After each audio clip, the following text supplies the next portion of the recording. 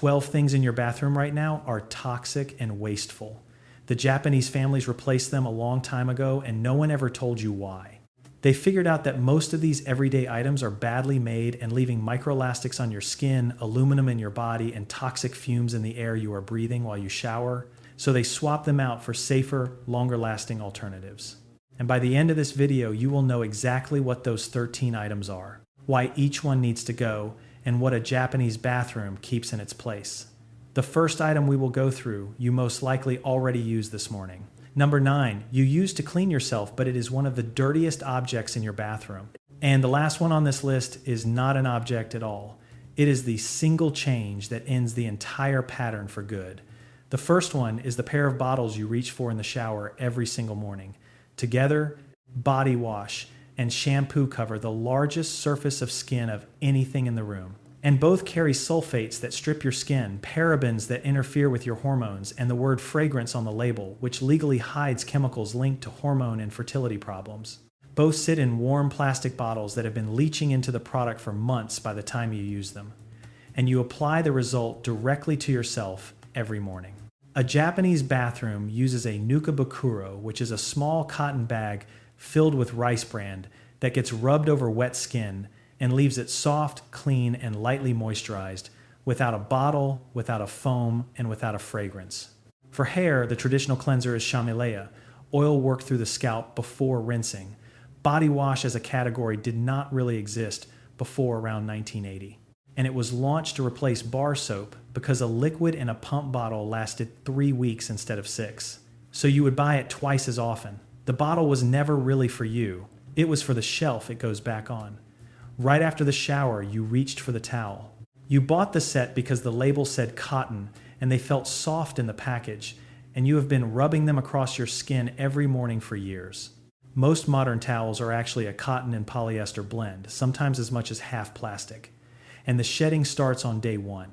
So every rub across warm, wet, open-pored skin transfers microplastics straight into your skin, which absorbs everything you put on it.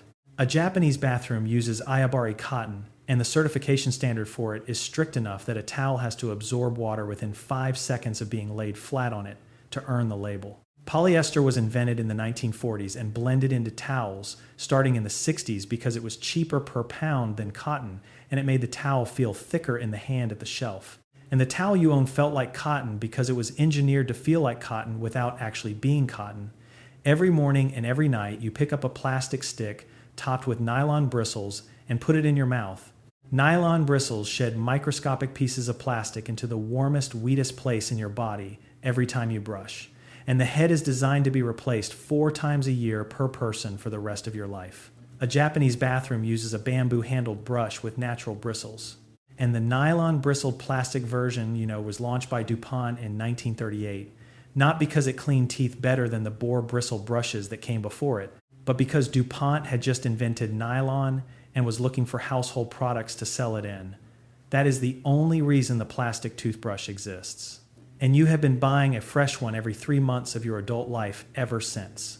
The Japanese have hundreds of small habits like this one that they have used for generations to keep their homes, their bathrooms, and their spending in good order. And I have put all of them together into a book over at thejapesmethod.com. So scan the QR code on screen or click the link in the description to get your copy and start transforming your bathroom this week. Now look at the roll on the wall beside your toilet, because the next one on this list touches the most sensitive skin on your body, and nobody has ever told you what it is really made of. You use it every day, multiple times a day, on skin more permeable than almost anywhere else on your body. And you buy the soft brand because the cheap brand feels like sandpaper. You have been buying the same brand for so long that you do not even see the label anymore. Commercial toilet paper is bleached with chlorine compounds to make it that clinical white, and the softness comes from resins and lotions layered on after the bleaching is done. A 2023 University of Florida study found that toilet paper is a significant source of PAS. The same forever chemicals now being pulled out of nonstick pans and food packaging entering wastewater, meaning those chemicals are on the paper you use daily on skin that absorbs faster than almost any other tissue you have. A Japanese bathroom uses a washlet, which is a bedded built into the toilet seat that cleans with warm water and dries with warm air. And even in older or traditional homes, the paper of choice is chirame, which is unbleached and made in small mills from bamboo or rice straw. The paper is used sparingly and only after the water has done the real work. Modern rolled toilet paper was patented in the United States in 1891, and chlorine bleaching became the industry default in the middle of the 20th century because bleach paper simply looked cleaner on the shelf. The softness treatments came in during the marketing wars of the 1960s between the two paper giants that still make most of what is on your roll today. And you have been applying industrial paper treatments to the most absorbent skin on your body every day of your life because those paper mills wanted their product to look whiter than the one sitting next to it. The next one is what you shave with every morning, and it came out of a bag of 10 that you buy at the drugstore without thinking. The blade dulled somewhere around the fourth shave, and you kept using it, and you nicked yourself under the jaw, and you told yourself the razor was fine because the razor is always fine. The blade is chromium-coated steel designed to lose its edge in about a week so that you buy the next pack, and a dull blade does not glide. It drags, and dragging causes micro tears in the skin that become the ingrown hairs and razor bumps that the same shaving companies will happily sell you a separate product to treat. The handle is plastic that will outlive you by 400 years, and roughly 2 billion of them go to landfill in the United States every year. A Japanese bathroom traditionally uses a kamasori, which is a single-piece forged steel straight razor that gets sharpened rather than replaced and lasts multiple generations of the same family. The modern equivalent is a metal safety razor bought once with replaceable double-edged blades that cost pennies and recycle as scrap steel. The disposable safety razor was launched by King Camp Gillette in 1901, and Gillette was the man who literally invented the modern consumable business model of giving away the handle and selling the blades forever. The fully disposable plastic razor came 74 years later in 1975 when BIC realized they could sell you the handle and the blade every single time. The razor was designed to fail on a schedule, and the schedule is 1 week. The next one is sitting in a jar on your bathroom counter right now, and you reach for one straight out of the shower every morning without a thought. You grabbed a cotton swab and you put it in your ear the way you have since you were a teenager. And the warning printed on every single box that says "Do not insert into the ear canal" is a warning you have never once read. The swab pushes wax deeper into the canal rather than removing it, packing it against the eardrum and causing the exact impaction you were trying to prevent. The plastic stick, which replaced the original wooden one, sheds microscopic fibers into the canal, and the skin inside the ear is thin enough that every scrape creates a microabrasion that the wax was actually there to protect against. A Japanese bathroom keeps a mimicake, which is a slim bamboo or metal ear pick with a tiny scoop at one end. Designed specifically for the ear canal, used dry and lasting a lifetime. It is a cultural staple sold in every household goods shop across Japan, and grandmothers often still have the one they were given as a child. The cotton swab was invented in 1923 by a man named Leo Garenzon, originally on a wooden stick and marketed as a baby product. The wooden stick was replaced by plastic in the 1950s because plastic was cheaper to extrude at scale, and the ear canal warning was added decades later, long after the company had already sold you the habit. The swab was invented for a baby's nose. You have been using it in your ear for 40 years because the company forgot to mention the difference. That is, 6 things down. The 7th one you were actively taught was safe and was recommended and had a seal of approval right there on the box. And it's one of the most important on the list. You squeeze it onto the brush every morning. The same brand you have used for years. And it is the one your dentist gave you a coupon for at your last cleaning. It has an ADA seal on the box, and it has a whitening claim on the front. And the tube itself is metallic on the outside and plastic on the inside and cannot be recycled by any facility in your city. Commercial toothpaste contains titanium dioxide, which the European Union banned as a food additive in 2022 after regulators determined it could no longer be considered safe for ingestion. It contains sodium lauryl sulfate, which is a well-documented trigger for recurrent mouth ulcers in a significant portion of the population. It contains artificial sweeteners, dyes, and often triclone derivatives, all sitting in your mouth twice a day next to the most vascular tissue you have, where anything applied gets absorbed sublingually within seconds. A Japanese bathroom uses hydroxyapatite toothpaste, and the story behind it is real, and worth telling. Hydroxyapatite is the mineral that makes up roughly 97% of your tooth enamel, and the research behind it grew out of NASA-era work on bone and enamel loss in astronauts. And a Japanese company called Sangi turned it into a consumer toothpaste in 1978 under the brand name Apagard, which turned it into a toothpaste sold under the brand name Apagard, and it has been the mainstream alternative to fluoride paste across Japan for over 40 years now. It rebuilds enamel rather than just coating it. The older traditional version is Shio Hamagaki, which is a salt-based cleaning powder that had been used in Japan for centuries before the tube ever existed. This is why this item sits in the middle of the list instead of at the end. Everything else on this list you already have some intuition about. You know plastic is not ideal. You suspect the razor is a scam, and you know bleach is harsh. But toothpaste, you were told, was safe. And toothpaste, you were told, was actively recommended. And every single tube in every bathroom cabinet in America has been delivering titanium dioxide into people's mouths for decades, while the same substance was being pulled out of food a continent away. The seal on the box was a business arrangement. The tube in your hand was a chemistry experiment that nobody ever asked you to sign up for. The next one is what you rolled on under both arms this morning. The way you have every morning since you were about 13 years old. The skin there is thin, the area is warm, and the lymph nodes underneath it drain the entire upper half of your body. Aluminum chlorohydrate is the active ingredient in almost every antiperspirant sold in the United States, and it works by physically plugging your sweat glands with a soft aluminum salt so that the sweat simply cannot come out. It is applied directly over lymph tissue, absorbed through skin that has been irradiated that same morning by the razor from a few minutes ago. And your body has no efficient way to clear aluminum once it accumulates in tissue, so it deposits in tissue over time, and your body has no efficient pathway to remove it.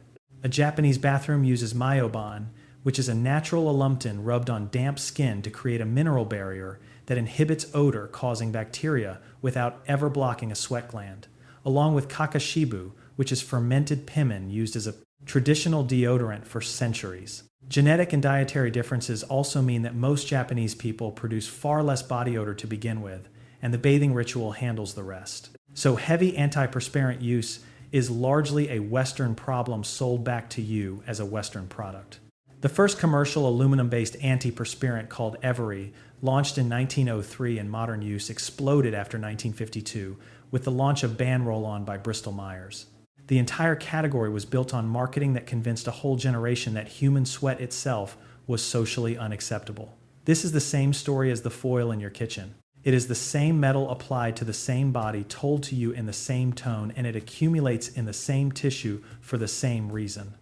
The next one has been hanging on the hook in your shower since last spring. It is pink or blue or purple. It is made of scrunched plastic mesh, and you squirt body wash into it and scrub yourself with it every morning.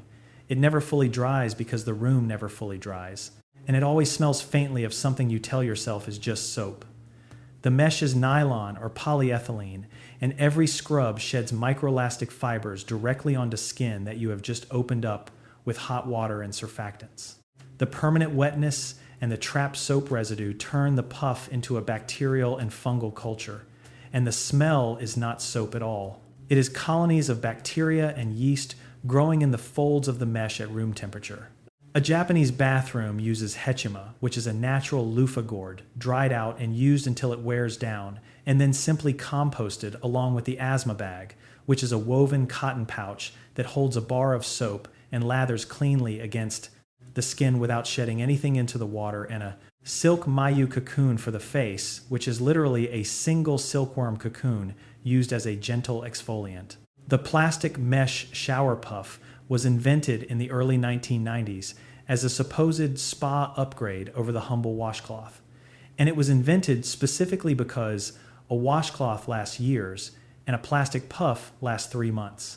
The one you have been calling clean has been the dirtiest object in your bathroom the entire time. The next one is what you pulled through your hair after you stepped out of the shower, and you have used it every morning for as long as you can remember. The bristles are plastic, the base is plastic, and there is a small nest of hair caught around the base that you have been meaning to clean out for weeks. Plastic bristles generate static that breaks the hair shaft rather than smoothing it. And the plastic itself sheds microscopic particles into the scalp with every stroke. The trapped hair, scalp oil, and product residue at the base becomes a bacterial deposit that gets rubbed back into freshly washed hair every single morning. A Japanese bathroom uses a suji kushi, which is a boxwood comb, hand-cut, sanded, smooth, and finished with camellia oil, and it is the kind of object that is given as a wedding gift and used by 3 generations of the same family. The wood is naturally anti-static. It distributes scalp oil evenly along the hair shaft, the way a plastic comb never can, and it gets smoother with age rather than rougher. Boar bristle brushes were the standard for centuries, and fully plastic brushes became dominant only after 1945, when post-war plastic manufacturing made them cheap enough to give away as promotional items at drugstores. The old brushes were kept for life. The new ones were replaced with the next haircut, and the comb your great-grandmother had was better than the one you were using now. And it cost her less over her lifetime than yours has already cost you in the last 5 years. The next one is what you replaced 2 months ago because the old one had a black rim of mildew running along the bottom. You opened the package and the smell hit you before the curtain was even out of the plastic, and you hung it up, ran a shower, and told yourself the smell would fade. That smell is phthalates and volatile organic compounds off-gassing from the PVC, and it does not fade. It just drops below the threshold your nose can detect. Every hot shower re-releases them into the steam you are then inhaling in the smallest and least ventilated room in the house for 10 minutes straight every morning. A Japanese bathroom does not use a shower curtain at all. The room itself is the wet zone tiled and drained on every surface with a low separation between the washing area and the off-row soaking tub. A glass panel or a Hanoi wood screen handles anything else that needs handling, and nothing plastic ever hangs in the room. The PVC shower curtain was introduced in the 1950s, replacing the cotton canvas curtain that had done the same job for a century because PVC was cheap, waterproof, and profitable to manufacture in bulk.